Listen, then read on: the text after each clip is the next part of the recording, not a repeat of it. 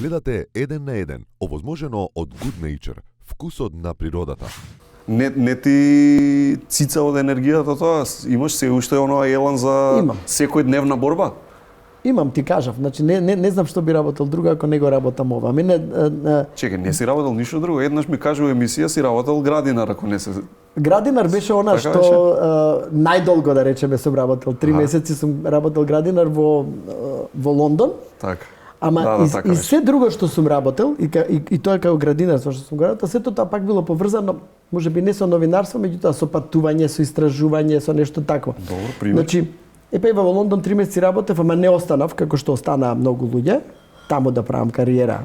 Не знам каква, за нешто, па може и градинарска, зошто да не. Точно.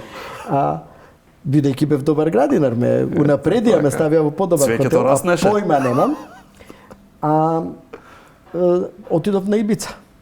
Беше интересно. Значи со 23-4 години отидов 7 дена, сите пари ги потрошив на Ибица. Па добро, вредеше. Па вредеше нормално дека вредеше. Посебно у тоа време. 87 зборим. Кај чуле за Ибица? Така де. Или, например, сум работел као чистач. Сум морал да сработам као чистач во Амстердам, бидејќи исто имаше тоа време летови Охрид Амстердам.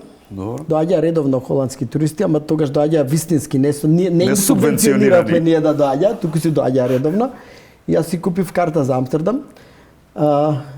Последните 2 дена пред да си дојдам, значи имав карта, имав сместување, се беше тоа окей, меѓутоа ме ограбија, тоа во Макдоналдс ме ограбија, све ми зема.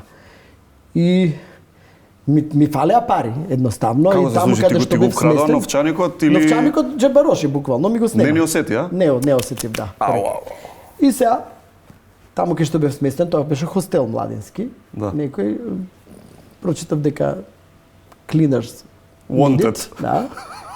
И се пријавив, 10 гулдени беше саат да работиш, толку доволно за да можеш малце да купиш некоја сендвиченце нешто.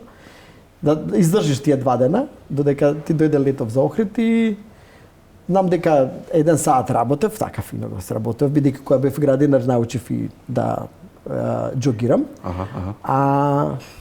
После вториот саат се криев позади кај кантите за да ми помине за да земам 20 гулдени. Така што да сум работел. Да се фатиш 1 сат. Да. Или првата работа, на пример, уште во средно училиште ми било, работев во шапкарски дуќан во Стара Чаршија.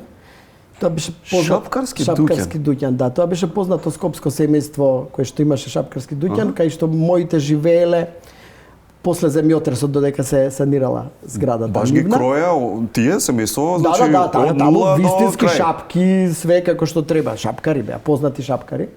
Дуќанот не постои, мислам постои меѓутоа кој знае што е сега. Так.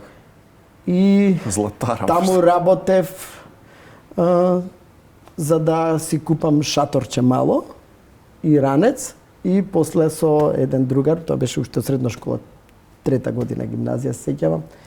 Со еден другар отидовме од Трст се до долу до Црногорско приморје, цело Јадранско приморје. Ти планов, браво. И тоа било исто поврзано со нешто, значи работата. Така што сега го работам и заработувам од тоа што сакам да го работам. Така. Што научи ме интересира у шапкарскиот дуќан? Која лекција се добива од тоа? Да бидеш љубезен со луѓето, да не ги лажеш, да им кажеш ако му стои добро шапката дека да се насмееш за да продадеш. Така. Не научив да крадам, значи не. Така што тоа е тоа. Ама да симнеш шапка? Да симнеш шапка треба. Така што тоа е. Одлично. Дуќанческа работа, вистинска, мислам.